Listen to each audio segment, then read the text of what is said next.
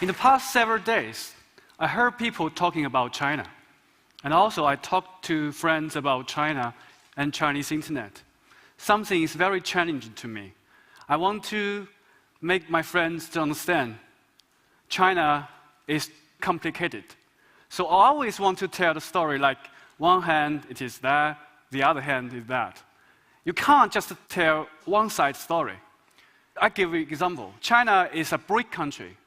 BRIC country means Brazil, Russia, India, and China. This emerging economy really is helping revival of the world economy. But at the same time, on the other hand, China is a sick country. The terminology coined by Facebook IPO paper 5, he said the sick country means Syria, Iran, China, and North Korea. The 4 countries have no access to Facebook. So basically, China is a sick BRIC country.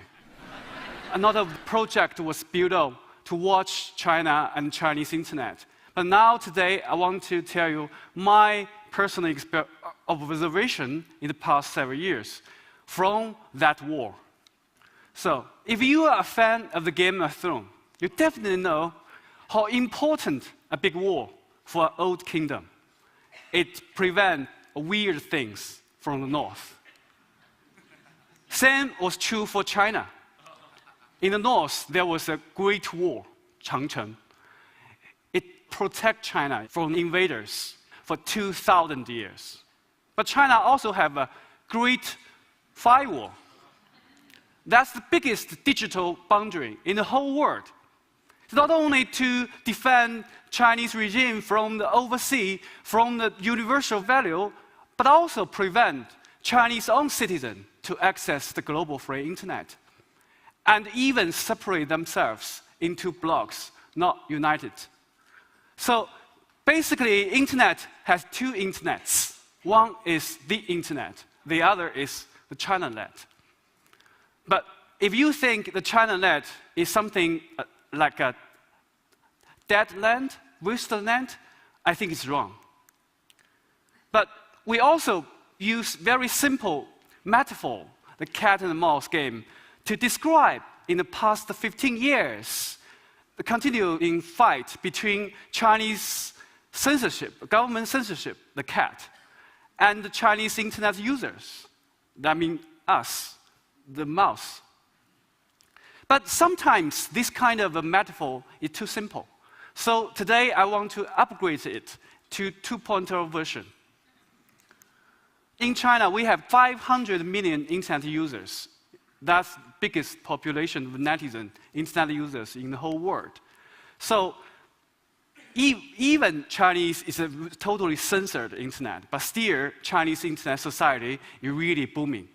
How make it? It's simple. You have Google, we have Baidu. You have Twitter, we have Weibo. You have Facebook, we have Renren. You have YouTube, we have Youku and Tudor. Chinese government blocked every single international Web 2.0 services, and we Chinese copycat everyone. So that's kind of the thing I call the smart censorship. So that's not only to censor you. Sometimes that's Chinese national internet policy is very simple. Block and clone. On the one hand, he wants to satisfy people's need of social network, which is very important because people really love social networking. But on the other hand, they want to keep the server in Beijing so they can access the data anytime they want. That's also the reason Google was pulled out from China, because they can't accept the fact Chinese government wants to keep the server. Sometimes the Arab dictators didn't understand these 2 hands. For example, Mubarak, he shut down the internet. He wants to prevent the netizens to criticize him. But once netizens can't go online, they go on street. And now the result is very simple. We all know Mubarak is technically dead. But also, Ben Ali, Tunisia president, didn't follow the second rule. That means keep the server in your hand. He allowed Facebook, a US-based service, to continue to stay on inside Tunisia. So he can't prevent his own citizens to post critical video against his corruption. The same thing happened. He was the first to topple during the Arab Spring. But those two very smart national censorship policy didn't prevent Chinese social media become a really public sphere, a battlefield of public opinion, and the nightmare of Chinese officials. Because we have 300 million microbloggers in China. It's the entire population of the United States.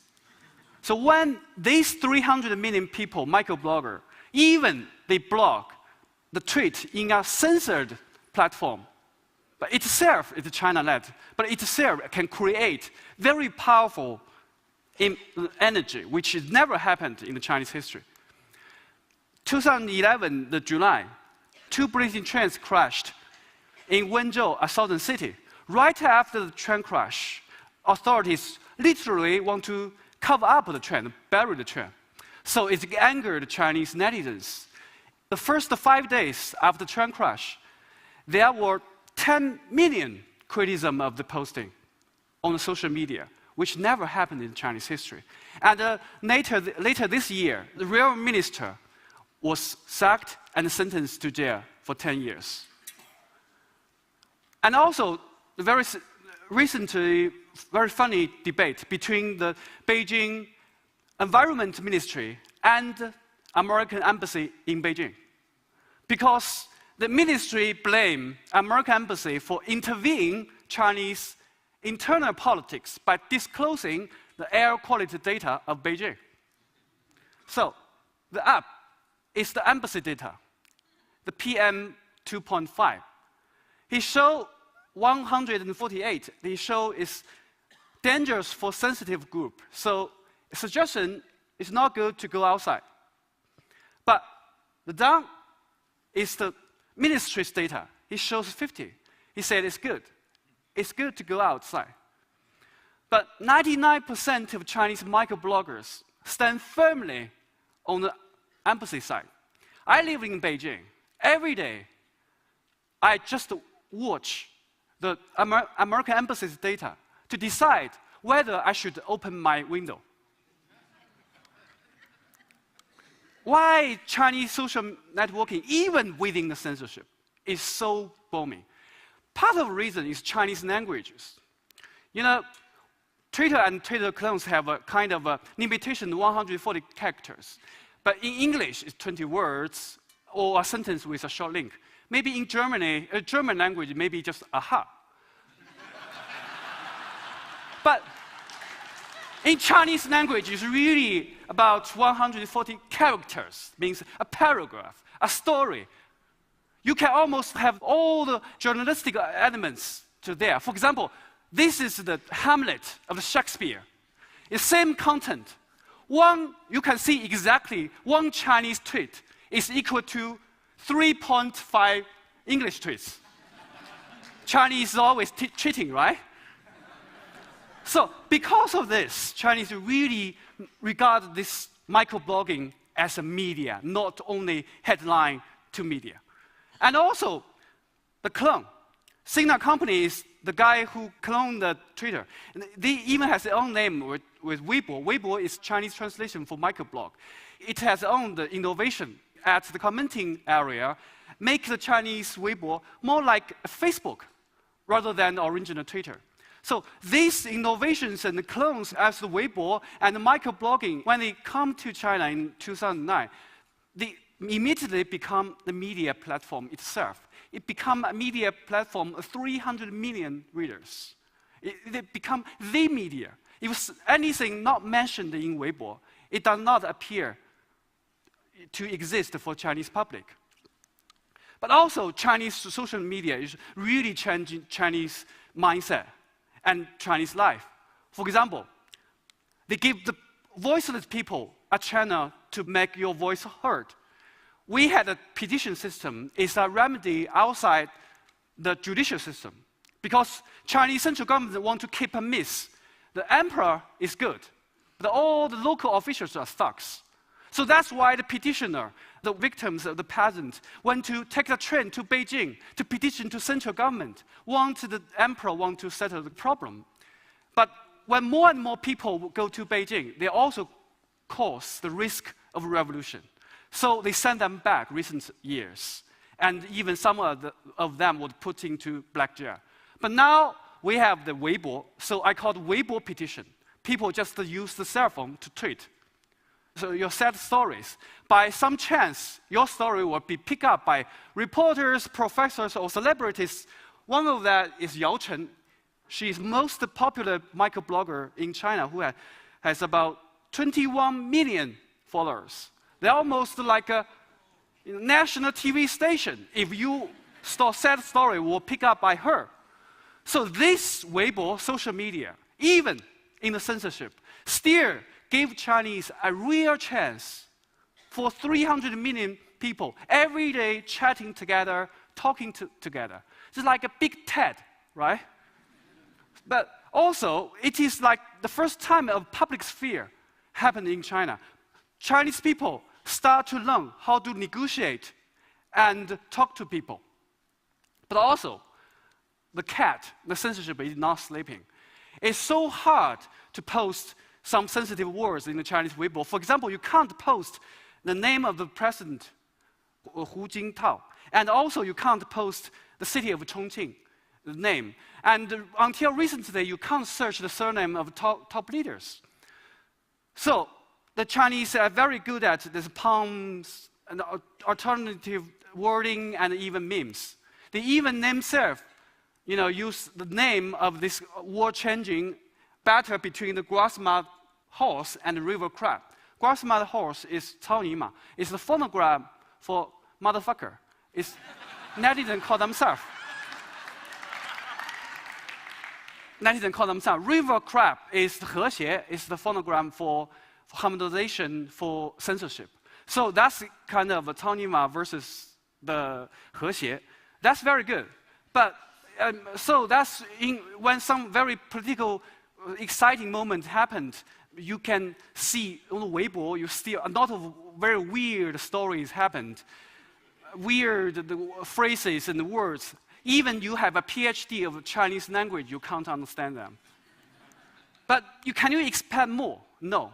Because Chinese Xinjiang Weibo, when it was founded, is exactly 1 month after the official blocking of Twitter.com. That means from the very beginning, the Weibo has already convinced the Chinese government we will not become the stage for any kind of threat to the regime.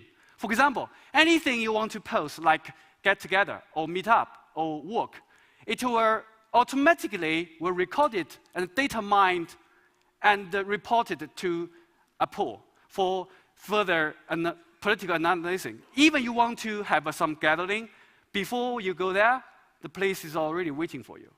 Why? Because they have the data. They have everything in their hand. So they can use the 1984 scenario data mining of the dissident. So the crackdown is very serious. But I want you to notice a very funny thing during the process of the cat and mouse.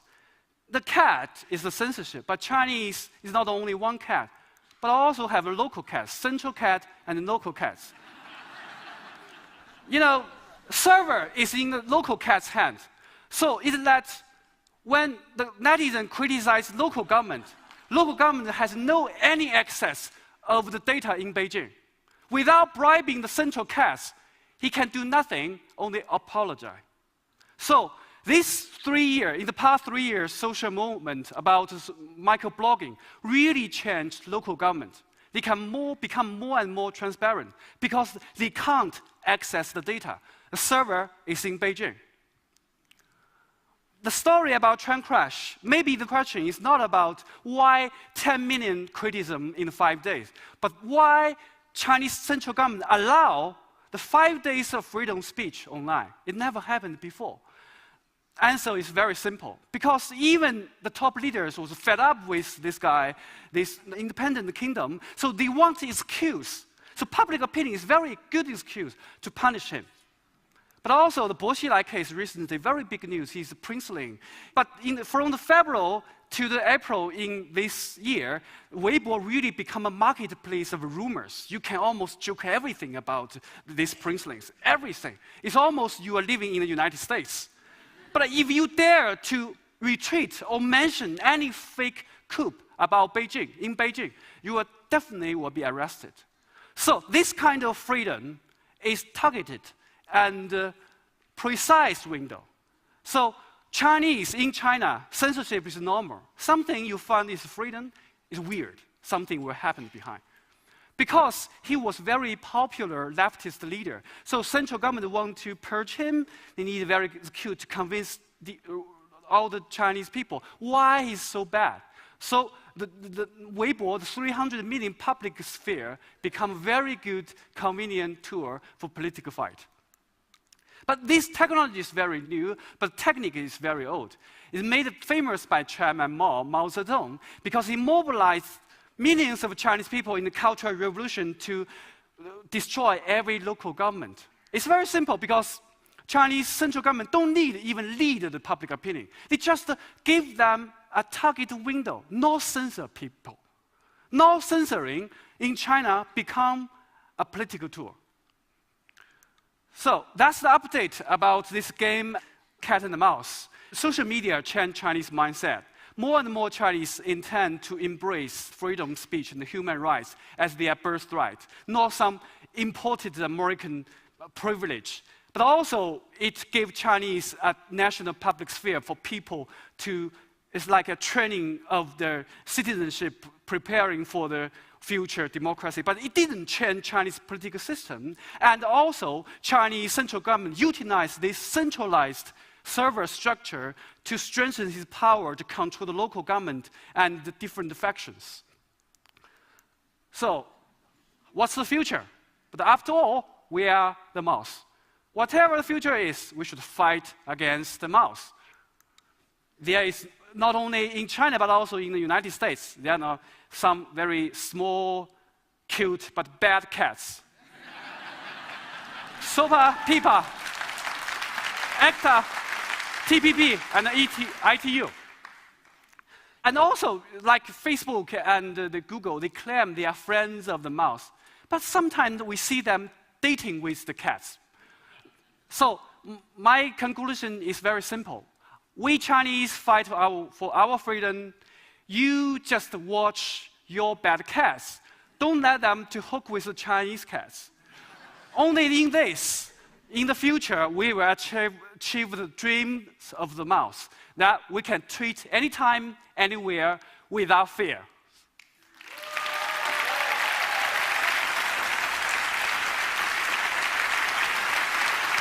Thank you.